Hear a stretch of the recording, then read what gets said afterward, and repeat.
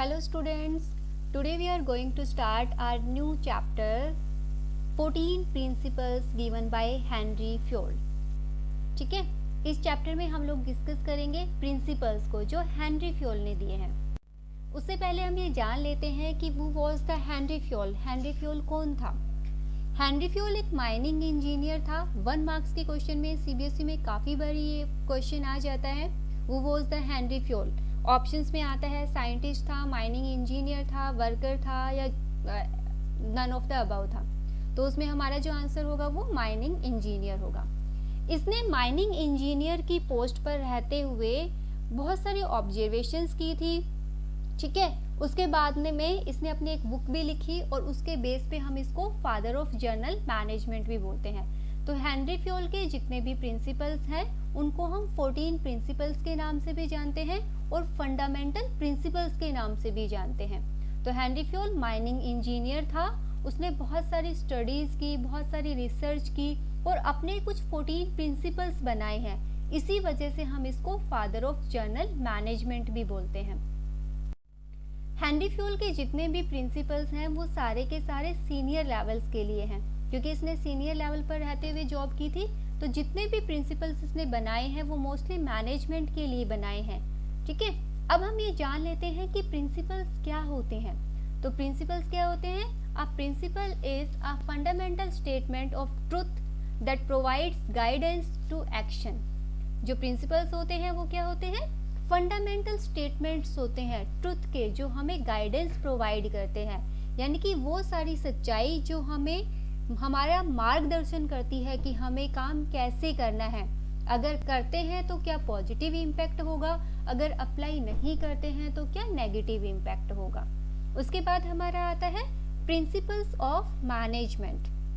Principles of management are broad and general guidelines for the managerial decision making and behavior। Principles of management क्या है? ये broad और journal guidelines है किसके लिए? मैनेजरियल डिसीजन मेकिंग और उसके बिहेवियर के लिए, कि जो मैनेजमेंट है उसको डिसीजन मेकिंग कैसे करनी है और बिहेवियर में चेंजेस कैसे लाने हैं। तो अगर हम शॉर्ट में बोले तो principles of management journal guidelines का काम करते हैं। अगर कोई भी इंडस्ट्री, कोई भी ऑर्गेनाइजेशन प्रिंसिपल्स ऑफ मैनेजमेंट को अप्लाई करती है तो उनको ये पता लगता है कि जो प्रिंसिपल्स हैं उनके क्या बेनिफिट होंगे, और अगर उनको यूज नहीं किया जाएगा तो बिजनेस पर क्या नेगेटिव इम्पैक्ट्स पड़ सकता है। हेनरी फ्योल ने टोटल 14 प्रिंसिपल्स दिए थे। Division of work, authority and responsibilities, discipline, unity of command, unity of direction, subordination of individual interest to general interest, remuneration to employees, centralization and decentralization, scalar chain, order, equity, stability of personnel, initiative और esprit de corps। तो ये हमारे 14 principles थे जो Henry Fayol ने दिए हैं। Henry Fayol का जो फर्स्ट प्रिंसिपल है वो है division of work. Division of work का मतलब है According to Henry Fayol, we have to divide all the tasks, all the job into small parts, and each part must be given to a expert person। Henry Fayol क्या कहता है कि जो total work होता है ना उसको छोटे छोटे पार्ट्स में डिवाइड कर दो और हर पार्ट को एक एक्सपर्ट और एक स्पेशलिस्ट पर्सन को दे दो ताकि वो एफिशिएंटली उस चीज़ को कंप्लीट कर सके। तो work is divided in small task and each work is done by a trained specialist which leads to greater efficiency, specialisation, increased productivity and reduction of unnecessary wastage and movements. हमें part को कैसे divide करना है? देखिए, मान लो मैं chair बनाती हूँ तो मुझे क्या करना है? चेयर की प्रोसेस को डिवाइड कर देना है। अब चेयर की प्रोसेस को कैसे डिवाइड करेंगे? चेयर बनाने के लिए वुडन का जो पार्ट है वो अलग पर्सन को दे दो जिसको वुडन की जो फिनिशिंग है वो बहुत अच्छे से आती है। बाकी जो आयरन वाला पार्ट है वो ऐसे पर्सन को दे दो जिसको आयरन का काम बहुत अच्छे से आता है। असेंबल करने का काम किसी ऐसे पर्सन को दो जिसको असेंबलिंग बहुत अच्छे से आती है। पेंट करने का काम ऐसे पर्सन को दो जिसको पेंटिंग बहुत अच्छे से आती है। इससे क्या होगा, जो पर्सन जिस काम में एक्सपर्ट है, अगर हम उसको वही काम देंगे तो वो उस काम को बहुत अच्छे से कंप्लीट करेगा, है ना। उसमें वेस्टेज होने के चांसेस कम से कम होंगे, एफिशिएंटली काम कंप्लीट होगा और फास्टर होगा। तो इसलिए हेनरी फ्योल कहता है काम को बांटो बट अकॉर्डिंग टू स्पेशलाइजेशन बांटो। जिस पर्सन का इंटरेस्ट जिस काम में है उसको वही काम दो, तभी काम क्या होगा, जल्दी कंप्लीट हो पाएगा और वेस्टेज और अननेसेसरी एक्टिविटीज कम से कम हो पाएगी। सेकंड प्रिंसिपल है authority and responsibility. Authority and responsibility. Authority means power to take decisions. Authority का मतलब होता है डिसीजन लेने की पावर का होना, और रिस्पॉन्सिबिलिटी का मतलब क्या होता है, obligation to complete the job assigned on time, कि वो ऑब्लिगेशन जो जॉब को कंप्लीट करने के लिए मिलती है, यानी कि वो ऑर्डर मिलता है। तो according to Henri Fayol there should be a balance between authority and responsibility. In other words we can say there should be both are should go hand in hand. दोनों चीजें एक दूसरे के साथ होनी चाहिए, ठीक है। अदरवाइज अथॉरिटी ज़्यादा हो जाएगी तो उसका मिसयूज हो सकता है, और रिस्पॉन्सिबिलिटी ज़्यादा हो जाएगी तो विदाउट अथॉरिटी वो टास्क कंप्लीट नहीं हो पाएगा। अब हम इसको कैसे समझेंगे, एक एग्जाम्पल देख लेते हैं।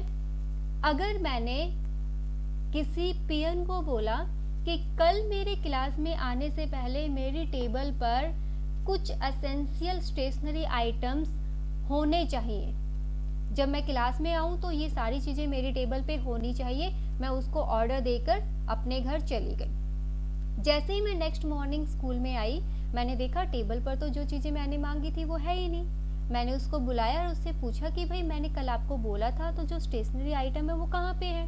उसने क्या जवाब दिया कि मैम मेरे पास पैसे नहीं थे, यहाँ मैंने नीचे चेक किया वहाँ मुझे कोई भी आइटम मिला नहीं, यानी कि यहाँ पे ख़त्म हो गया था, और मार्केट से लाने के लिए मेरे पास पैसे नहीं थे, तो इस वजह से मैं जो आपने आइटम्स की डिमांड की थी वो मैं कंप्लीट नहीं कर पाया। तो इसमें किसकी गलती है, उस पर्सन की या फिर ऑर्डर देने वाले की? दोनों में से भी किसी की गलती नहीं है, क्योंकि मैंने अपनी अथॉरिटी का यूज़ तो किया, बट उसको जब मैंने रिस्पॉन्सिबिलिटी दी तो मैंने उसको साथ में अथॉरिटी नहीं दी, है ना। तो विदाउट अथॉरिटी वो पर्सन उस टास्क को कंप्लीट नहीं कर सका। अब अथॉरिटी क्या देनी थी, मैंने अथॉरिटी देनी थी कि पहले आप नीचे जाके एडमिन डिपार्टमेंट में चेक करो, अगर वहाँ नहीं होता है तो अकाउंट्स डिपार्टमेंट से पैसे ले लो और आप मार्केट से परचेज करके ले आना। अगर ऐसा ऑर्डर दिया जाता, ये अथॉरिटी उसको दी जाती, तो वो 100% उस टास्क को कंप्लीट कर लेता, बट मैंने सिर्फ उसको ऑर्डर दिया, अथॉरिटी नहीं दी। तो ऐसे केस में क्या होता है, जब दोनों चीज़ें नहीं होती तो टास्क कंप्लीट नहीं हो पाता। दूसरा एक लाइव एग्जांपल हम देख लेते हैं। आजकल कोविड-19 की वजह से लॉकडाउन है, और लॉकडाउन में जो भी पुलिस फोर्स है हमारी, वो अपना अपना टास्क बहुत अच्छे से करती है। बट क्या हो अगर हम पुलिस वालों को प्रॉपर अथॉरिटी ना दे, मतलब हमने रिस्पॉन्सिबिलिटी दी हुई है कि भाई ध्यान रखना है कोई भी बंदा घर से बाहर ना निकले, अगर निकलता है तो आपको उनको समझाना है कि भाई घर से बाहर नहीं निकलना, अदरवाइज कोरोना बहुत फैल जाएगा, जो कि बहुत भयंकर परिणाम दिखा सकता है। तो ऐसे केस में अगर किसी पुलिस वाले के कहने से पर्सन उसकी बात ना माने और उल्टा पुलिस वाले पर ही अटैक कर दे, तो क्या पुलिस वाला अपना बचाव नहीं करेगा? नहीं करेगा, क्योंकि हमने उसको अथॉरिटी नहीं दी। और अगर सिर्फ और सिर्फ रिस्पॉन्सिबिलिटीज दी और ऐसे केसेस बढ़ने लग गए तो उससे क्या होगा, विदाउट अथॉरिटी पुलिस वाले जो हैं वो अपना काम नहीं कर पाएंगे। तो इसीलिए हमें उनको अथॉरिटी भी देनी है कि भाई आप अपना काम करो, बट जहाँ ज़रूरत हो वहाँ पर आप एक्शन भी ले सकते हो, अपने प्रोटेक्शन में आप काम कर सकते हो, उनके खिलाफ लीगल जो चार्जेस बनते हैं वो ले सकते हो। अगर ऐसा होगा तो ही पुलिस फोर्स जो है वो अच्छे से काम कर पाएगी। तो इसीलिए according to Henri Fayol both should go hand in hand. जैसे रिस्पॉन्सिबिलिटी देते हो उस टास्क से रिलेटेड अथॉरिटी का देना भी जरूरी होता है, तभी काम हो पाएगा, अदरवाइज वो काम कंप्लीट नहीं हो पाएगा, और अगर होगा भी तो एफिशिएंसी नहीं आ पाएगी। ठीक है, नेक्स्ट है हमारा डिसिप्लिन। डिसिप्लिन तो आप समझते हो क्या होता है, रूल एंड रेगुलेशंस को फॉलो करना, चाहे कोई भी लेवल बिजनेस का हो। बिजनेस में टोटल 3 लेवल्स होते हैं, टॉप लेवल, मिडिल लेवल और लोअर लेवल। तो हर पर्सन को, चाहे वो टॉप लेवल पे है, मिडिल पे है और लोअर पे है, सभी को डिसिप्लिन फॉलो करना है। डिसिप्लिन का मतलब होता है जो रूल एंड रेगुलेशंस बने हैं वो सभी के लिए एक जैसे होंगे, और अगर उनको फॉलो नहीं किया जाता है तो पेनल्टीज का जो प्रोविजन होगा वो भी सभी के लिए एक जैसा होगा। नेक्स्ट आता है हमारा unity of command. Most important principal है स्टूडेंट्स, ये इसको ध्यान रखना है, काफी बड़ी बोर्ड्स एग्जाम्स में ये आता है। Unity of command, unity of command, it implies that every worker should receive order and instructions from one superior only। ये क्या कहता है कि every worker should receive order and instructions from one superior only। Her worker को सिर्फ एक ही superior से order या इंस्ट्रक्शंस है वो रिसीव करने चाहिए, otherwise it will create confusion. ये क्या करेगा, अगर ऐसा नहीं होगा तो कंफ्यूजन क्रिएट हो जाएगा, कॉन्फ्लिक्ट मतभेद हो जाएगा, डिस्टर्बेंस हो जाएगी और ओवरलैपिंग ऑफ एक्टिविटीज होंगी। एक्टिविटीज ओवरलैपिंग का मतलब होता है एक से ज्यादा बार होना। ठीक है, अब ये चीजें कैसे होती है, देखो इसको एक एग्जांपल से समझते हैं। यहाँ पे क्या है, ये जो रेड वाला सर्कल है, राइट अप्रोच में रेड वाला जो सर्कल है ये बॉस है, और जो नीचे ग्रीन सर्कल है ये सारे के सारे एम्प्लॉइज हैं। तो एक टाइम पर बॉस बहुत सारे पर्सन को एक ही साथ में ऑर्डर दे सकता है, बट जो सेकंड अप्रोच है जो कि हमारी रॉन्ग अप्रोच है, इसमें क्या है, 2 बॉस हैं। रेड वाले जो है हमारे रेड सर्कल बॉस हैं और ग्रीन सर्कल हमारे एम्प्लॉइज हैं। अब देखो जो फर्स्ट वाला ग्रीन है इसको एक ही टाइम पर दोनों बॉस ऑर्डर देते हैं, तो ये हमारी रॉन्ग अप्रोच होगी, यानी कि ऐसा नहीं होना चाहिए। फॉर एग्जाम्पल, मैं किसी पर्सन को बोलती हूँ, मेरा पियोन है, मैं उसको बोलती हूँ कि मुझे पानी चाहिए। सेम टाइम पे मेरे साथ में एक दूसरा टीचर भी बोलता है भाई मुझे भी पानी पिला दो। अब वो बंदा गया पानी लेने के लिए और उसने आके सबसे पहले पानी मुझे दे दिया। ठीक है, अब अगर उसने पानी मुझे दे दिया तो जो सेकंड टीचर है वो क्या बोलेगा, अच्छा मैम तुम्हारे लिए इतनी इम्पोर्टेंट है, ठीक है भाई आगे से कुछ काम होगा ना तो फिर मैं देख लूंगा। और अगर उसने पहले सर को पानी दे दिया तो मैं वो समझूंगी कि अच्छा सर इसके लिए इतने इम्पोर्टेंट है, सर को इसने पहले पानी दे दिया, ये तो मेरी रिस्पेक्ट ही नहीं करता। अब उस पर्सन की तो गलती नहीं थी, उसने तो अपना टास्क कंप्लीट किया, बट क्या हो गया, कॉन्फ्लिक्ट हो गया, यहाँ पर कंफ्यूजन क्रिएट हो गया। उसने नहीं चाहा था कि ऐसा हो, बट हम लोगों में आपस में कंफ्यूजन क्रिएट हो गया। ठीक है, तो ऐसा अगर होगा तो वर्कर अच्छे से काम नहीं कर पाएगा। इसीलिए हर मैनेजमेंट में जब भी कोई ऑर्डर दिया जाता है तो एक बॉस जो होगा सिर्फ उसी से उसको ऑर्डर मिलना चाहिए। अगर एक एम्प्लॉय को एक टाइम पर एक से ज़्यादा बॉस से काम मिलेगा तो वो दोनों में से किसी एक का काम ही कर पाएगा। ठीक है, तो इसीलिए यूनिटी ऑफ कमांड अप्लाई करना है। एक टाइम पर एक वर्कर को एक ही बॉस से जो है ऑर्डर वो है मिलना चाहिए, कमांड मिलनी चाहिए, ताकि वो इजीली कंप्लीट कर सके। तो यहाँ पर वर्कर्स के बारे में बात की है। सेकंड हमारा आता है unity of direction. Unity of direction क्या कहता है, each group of activities having the same objective must have one head and one plan. जो एक तरीके की, एक नेचर की, एक ऑब्जेक्टिव का जो प्रोजेक्ट होता है, जो ग्रुप ऑफ एक्टिविटीज होती है, उनमें एक ही हेड होना चाहिए। This ensure unity of action and coordination. ये सुनिश्चित करेगा यूनिटी ऑफ एक्शन, कार्य एक साथ होगा, कोऑर्डिनेशन के साथ में कंप्लीट होगा। लेकिन अगर एक से ज़्यादा हेड होंगे तो वो काम कंप्लीट नहीं हो पाएगा। फॉर एग्जाम्पल, अगर HR डिपार्टमेंट में 2 या 3 बॉस हो तो एम्प्लॉइज कंफ्यूज हो जाएंगे कि पहले वो किसका ऑर्डर माने। तो इसलिए बोला है एक प्रोजेक्ट का या एक जैसी ग्रुप ऑफ एक्टिविटीज का जिनका एक ही ऑब्जेक्टिव होता है, उनका एक ही बॉस होना चाहिए, ताकि वो कंप्लीट जो लाइन है वो अच्छे से काम कर सके। तो इसने फोकस किया है one head for one plan, एक प्लान के लिए एक ही हेड होना चाहिए। नेक्स्ट हमारा आता है subordination of individual interest to general interest. Subordination हमें अधीन करना है, किसके अधीन करना है? जनरल इंटरेस्ट के। और किसको करना है? इंडिविजुअल इंटरेस्ट को। मतलब हमें जनरल इंटरेस्ट पर फोकस करना है और इंडिविजुअल इंटरेस्ट का त्याग करना है। अपनी भलाई ना सोच के सबकी भलाई यानी कि ऑर्गेनाइजेशन की भलाई को देखना है। ठीक है, तो इसमें क्या होगा, हमें हमेशा प्रायोरिटी देनी है किसको? ऑर्गेनाइजेशनल ऑब्जेक्टिव्स को, किसकी बजाय? Instead of individual interest. ठीक है, इसका देखो सबसे अच्छा एक लाइव एग्जांपल है।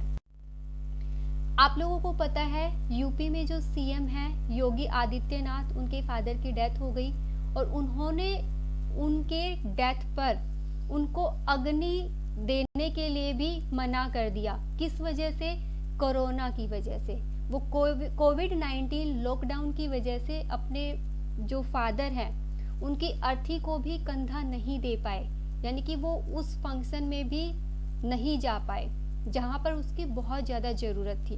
तो सबसे बड़ा एग्जाम्पल इसका है ये। यहाँ पर हेनरी फ्योल का subordination of individual interest to general interest जो प्रिंसिपल है वो अप्लाई होता है। कैसे होगा? इसका पर्सनल इंटरेस्ट क्या था? एक ड्यूटी जो कि एज अ सन इनको निभानी थी, बट इन्होंने क्या किया? उस इंडिविजुअल इंटरेस्ट को किसके लिए त्याग कर दिया?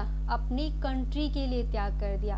अगर ये वहाँ पर जाता तो जो कोविड-19 की जो सिचुएशन है उसको हैंडल करने के लिए काम रुक जाते, इनके साथ में बहुत सारे पर्सन वहाँ पर जमा हो जाते, जिसकी वजह से सोशल डिस्टेंसिंग जो है उसको मेंटेन नहीं किया जा सकता था। तो सबसे बेस्ट एग्जाम्पल इसका है जो हमारे सीएम योगी आदित्यनाथ पर अप्लाई होता है, जो कि यूपी के सीएम है।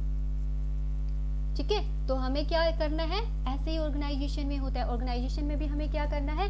इंडिविजुअल इंटरेस्ट पर फोकस नहीं करना। किस पर करना है? जनरल इंटरेस्ट पे। यानी कि जिस ऑर्गेनाइजेशन में, जिस बिजनेस में आप काम करते हो, प्रायोरिटी वहां आपको देनी है। अपना जो इंडिविजुअल इंटरेस्ट है उसको बाद में सोचना है। अगर हर एम्प्लॉय, हर पर्सन ऐसा सोचेगा तो बिजनेस को ग्रोथ तक जाने में कोई भी नहीं रोक सकता। नेक्स्ट हमारा आता है रेम्यूनरेशन ऑफ एम्प्लॉइज। एम्प्लॉइज को जो रेम्यूनरेशन का मतलब होता है सैलरी या वेजेस, यानी कि उसको काम करने के बदले में जो चीज मिलती है उसको हम बोलते हैं रेम्यूनरेशन। तो एम्प्लॉइज का जो रेम्यूनरेशन है वो फेयर होना चाहिए। जितना काम वो करते हैं उतना उनको होना चाहिए, उनको मिलना चाहिए। अगर उनको फेयर रेम्यूनरेशन मिलेगा तो वो एनकरेज होंगे काम को करने के लिए, बहुत बेटर एफिशिएंसी के साथ में काम करेंगे, फास्टली काम करेंगे। तो हेनरी फ्योल क्या कहता है? हर एम्प्लॉय को फेयर रेम्यूनरेशन प्रोवाइड किया जाना चाहिए, यानी कि एज पर लॉ जो मिनिमम वेजेज है वो हर पर्सन को मिलनी चाहिए, ताकि उनका लिविंग स्टैंडर्ड है वो मेंटेन रह सके। नेक्स्ट हमारा आता है सेंट्रलाइजेशन और डिसेंट्रलाइजेशन। सेंट्रलाइजेशन का मतलब क्या होता है? देखो नीचे जो पिक हमने बनाई हुई है उसमें फर्स्ट में हमें पता लगता है जो ब्लू वाला सर्कल है ये क्या है? बॉस है। इस बॉस ने सारी पावर अपने हाथ में रखी हुई है और सारा काम अपने से नीचे वाले पर्सन से ये कराता है। तो सेंट्रलाइजेशन का मतलब होता है जहाँ पर डिसीजन मेकिंग अथॉरिटी कुछ लोगों के हाथ में हो, उसको हम बोलते हैं सेंट्रलाइजेशन। और डिसेंट्रलाइजेशन का मतलब होता है जब उस पावर को हम डिस्ट्रीब्यूट कर देते हैं at every level of management. जैसे पहले हमारा क्या हो गया? सीईओ हो गया, सीईओ ने एक मैनेजर अपॉइंट कर दिया, मैनेजर ने फिर डिफर डिपार्टमेंट्स बना दिए और हर डिपार्टमेंट को पावर को डिस्ट्रीब्यूट कर दिया, तो वो हो जाएगा हमारा डिसेंट्रलाइजेशन। ठीक है, या हम कह सकते हैं expanded form of delegation of authority is called decentralisation. ठीक है, अब हेनरी फ्योल क्या कहता है? ये तो सेंट्रलाइजेशन डिसेंट्रलाइजेशन की बात हो गई। हेनरी फ्योल कहता है there should be effective centralization and decentralization in every organization instead of complete centralization or decentralization। वो कहता है इफेक्टिव होना चाहिए, यानी कि जितना अकॉर्डिंग टू सिचुएशन अप्लाई होता है उतना ही सेंट्रलाइजेशन करना है, उतना ही डिसेंट्रलाइजेशन करना है। किसके बजाय? कंप्लीट सेंट्रलाइजेशन या कंप्लीट डिसेंट्रलाइजेशन की बजाय। तो यहाँ पर फोकस करना है इफेक्टिव वर्ड पे। इफेक्टिव सेंट्रलाइजेशन और डिसेंट्रलाइजेशन होना चाहिए इंस्टेड ऑफ कंप्लीट। ठीक है, नेक्स्ट हमारा आता है स्केलर चेन। स्केलर चेन क्या होता है? एक हमारी अथॉरिटी, एक हायरार्की बनाई हुई है। हेनरी फ्योल ने एक हायरार्की बनाई है, जैसा कि हमें यहाँ पे पता लगता है अथॉरिटी है सुपीरियर और सबऑर्डिनेट्स की। कैसे? हाईएस्ट टू लोवेस्ट रैंक के लिए, जिसको हम स्केलर चेन के नाम से जानते हैं। अगर इसमें एफ को ए से कम्युनिकेट करना है तो एफ डायरेक्टली ए से कम्युनिकेट नहीं कर सकता, एफ को पहले डी से करना पड़ेगा, डी को बी से, देन बी को ए से। ऐसे ही अगर जी को कम्युनिकेट करना है तो जी को ई से करना पड़ेगा, ई को सी से एंड सी को फिर ए से करना होगा। इसके अपोजिट अगर ए को कम्युनिकेट करना है एफ से तो ए भी डायरेक्टली कम्युनिकेट नहीं कर सकता, उसको भी पहले स्केलर चेन यूज करने हैं, यानी कि ए बी को बोलेगा, बी डी को बोलेगा और डी एफ को बोलेगा। तो इस तरीके से हर ऑर्गेनाइजेशन में एक हायरार्की होनी चाहिए। ठीक है, और नीचे है एफ टू जी के साथ में जो हमने रो बनाई हुई है वो है हमारा गैंग प्लांक। गैंग प्लांक क्या होता है? Only in case of emergency same level of employees can communicate with each other. यानी कि अगर कोई एमरजेंसी होती है, एमरजेंसी कैसी होगी भाई, किसी एम्प्लॉय का हाथ कट गया मशीन में काम करते हुए, है ना, या फिर कंपनी में आग लग गई, तो अगर कोई ऐसी इमरजेंसी होती है तो ऐसे केस में सेम लेवल पर काम करने वाले पर्सन आपस में कम्युनिकेट कर सकते हैं। डी ई से कर सकता है, बी सी से कर सकता है और एफ जी से कर सकता है। तो ये होगा हमारा गैंग प्लांक। नेक्स्ट हमारा आता है ऑर्डर। यहाँ पर स्टूडेंट्स बहुत मिस्टेक करते हैं क्योंकि उनको समझ आता है कि ऑर्डर का मतलब होता है आदेश देना, बट यहाँ पर ऑर्डर का मतलब आदेश देना नहीं होता। यहाँ पर ऑर्डर का मतलब होता है सीक्वेंस। ठीक है, एक सीक्वेंस में काम करना है, जैसे असेंडिंग और डिसेंडिंग ऑर्डर जो हमारा होता है सेम उसी तरीके से। तो यहाँ पर ऑर्डर का मतलब एक सीक्वेंस होता है, यानी कि ऑर्डर हमारा फिजिकल चीजों पर भी अप्लाई होता है और ऑर्डर हमारा ह्यूमन बींग्स पर भी अप्लाई होता है। फिजिकल चीजों के लिए क्या होगा? प्रोडक्ट्स के लिए क्या होगा? A place for everything. ठीक है, और ह्यूमन बींग्स में everyone and everything should in their designed place, यानी कि हर एक प्लेस डिसाइड होना चाहिए हर पर्टिकुलर प्रोडक्ट के लिए, और हर पर्सन जो उसका पोस्ट है या जो उसका प्लेस है जो उसको दिया गया है वो वहाँ पर होना चाहिए। इससे क्या होगा? कॉन्फ्लिक्ट्स कम होंगे, कंफ्यूजन कम होंगी, प्रोसेस फास्टली हो पाएगा। जैसे हम अपने घर की बात करते हैं, अगर हमारे घर में हमारी बुक्स कहीं पे रखी हुई हो, ठीक है, घर में जो पेन है वो हमारा वॉशरूम में रखा हुआ है, हमारी जो बुक्स है वो किचन में रखी हुई है, किचन के जो क्रॉकरी आइटम्स है वो हमारे रूम में रखे हुए हैं, तो इससे क्या होगा? कोई भी चीज़ प्रॉपरली हो नहीं पाएगी, हम बार बार उसको ढूंढते हुए घूमेंगे, तो ये नहीं होना चाहिए। इसलिए हमें हर चीज़ को उसके राइट प्लेस पर ऑर्गेनाइज करना है ताकि जब रिक्वायरमेंट हो तो इजीली हम उसको फाइंड आउट कर सके। ऐसे ही पर्सन का होता है, पर्सन के लिए भी एक टाइमिंग और एक जॉब जो है वो डिसाइड होनी चाहिए कि ये पर्सन इस टाइम पर यहाँ पर होगा, इस टाइम पर इसकी ड्यूटी यहाँ पर होगी, जिससे उनको भी आपस में कम्युनिकेट करने में कन्वीनियंस रहे। तो ऑर्डर का मतलब है सीक्वेंस से, यानी कि हर चीज को उसके राइट प्लेस पर रखना और हर पर्सन को उसकी राइट पोस्ट पर रखना, ये होता है प्रिंसिपल ऑफ ऑर्डर। नेक्स्ट हमारा आता है इक्विटी। इक्विटी का मतलब होता है एक जैसा, समानता का व्यवहार करना। हेनरी फ्यूल कहता है कि ऑर्गेनाइजेशन में जो भी पर्सन जॉब करते हैं, चाहे वो किसी भी रिलीजन से रिलेटेड हो, कोई भी लैंग्वेज बोलता हो, किसी भी कास्ट से बिलोंग करता हो, किसी भी सेक्स का पर्सन हो, उनमें इक्विटी होनी चाहिए, यानी कि वो जो भी काम करेंगे उनके लिए जस्टिस और फेयर वर्ड जो है वो हमने यूज करना है। अब इक्विटी का मतलब होता है एक जैसा व्यवहार करना। जैसे मान लो अगर मैनेजर का ब्रदर काम करता है, मैनेजर सेम काम के लिए अपने ब्रदर और उसी के जैसा या उसकी पोस्ट पर काम करने वाले सेकेंड पर्सन की रेम्यूनरेशन में अगर कोई डिफरेंसेस करता है तो वो गलत होगा। उसको एक जैसा ट्रीटमेंट करना चाहिए, चाहे वो पर्सन कोई भी हो। तो सेम डेजिग्नेशन पर जॉब करने वाले पर्सन के साथ में इक्विटी मेंटेन करनी है, एक जैसा व्यवहार करना है। छुट्टी मिलेगी तो दोनों को एक जैसी अलाउ होगी, सैलरी मिलेगी तो दोनों को एक जैसी होगी, इंक्रीमेंट होगी तो दोनों के काम की परफॉर्मेंस की वजह से होगी या परफॉर्मेंसेस के बेस पर होगी। तो इक्विटी यूज करना है हमने, पार्शलिटी नहीं करनी किसी भी पर्सन के साथ में। नेक्स्ट हमारा आता है स्टेबिलिटी ऑफ पर्सनल। पर्सनल हमारे जो अधीनस्थ होते हैं, जो हमारे नीचे काम करते हैं, उनके टेन्योर पीरियड यानी उनका जो टाइम पीरियड होगा उसमें स्टेबिलिटी होनी चाहिए। स्टेबिलिटी कैसे होगी? कई बार हमने देखा है कि जैसे ही हमारे पास शॉर्टेज होती है एम्प्लॉयज़ की, तो हम क्या करते हैं, प्लानिंग डिपार्टमेंट से उसको प्रोडक्शन डिपार्टमेंट में भेज देते हैं, फिर कुछ टाइम बाद प्रोडक्शन से निकाल के हम उसको फाइनेंस डिपार्टमेंट में भेज देते हैं।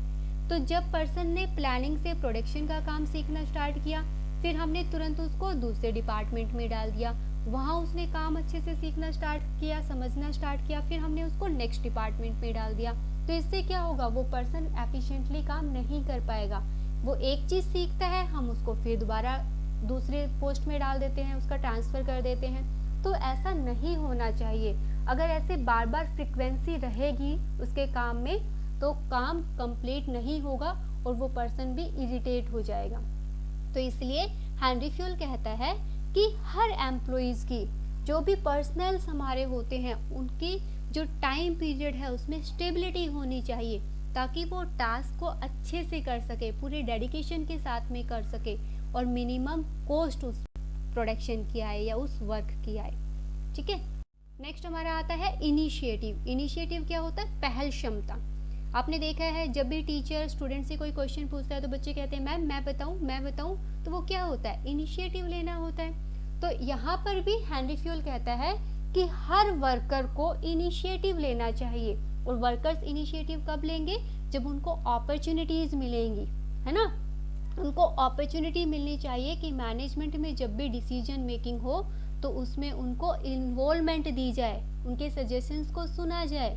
काफ़ी बारी होता है कि जो हमारे जूनियर लेवल के पर्सन होते हैं वो बहुत अच्छे हमें आइडियाज़ दे देते हैं, तो उनका फ़ायदा उठाना चाहिए हमें। इससे क्या होगा, जो एम्प्लॉयज़ हैं वो मोटिवेट होंगे, उनके सजेशंस को अगर माना जाएगा तो वो पर्सन इनिशिएटिव लेंगे, चीज़ों को बहुत अच्छे से काम करेंगे, फास्ट मूवमेंट होगी, है ना। और बंदे हैप्पी रहेंगे, मोटिवेटेड रहेंगे तो बिजनेस को प्रॉफिट होगा। तो इसलिए हर ऑर्गेनाइजेशन में मैनेजमेंट को, वर्कर्स को अपॉर्चुनिटीज़ देनी चाहिए ताकि डिसीजन मेकिंग में उनकी इन्वॉल्वमेंट हो सके, उनके सजेशंस, उनके आइडियाज़ को हम अच्छे से सुने ताकि उनका हम फ़ायदा उठा सकें।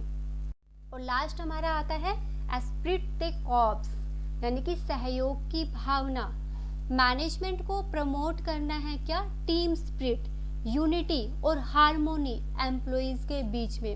यानी कि मैनेजमेंट को हमेशा वी वर्ड यूज करना है इंस्टेड ऑफ आई। जो भी काम करता है उसको ये नहीं बोलना कि मैंने करना है, ये बोलना है कि हमने ये काम किया है। तो इससे क्या होगा, सारे लोग बहुत अच्छे से टीम स्पिरिट में काम कर पाएंगे, ग्रुप एक्टिविटी में काम कर पाएंगे।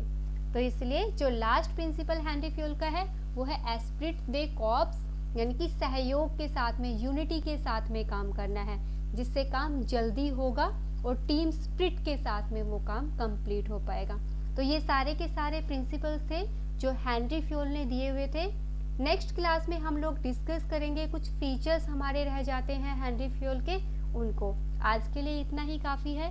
नेक्स्ट क्लास में फिर मिलते हैं, तब तक के लिए bye bye, have a nice day.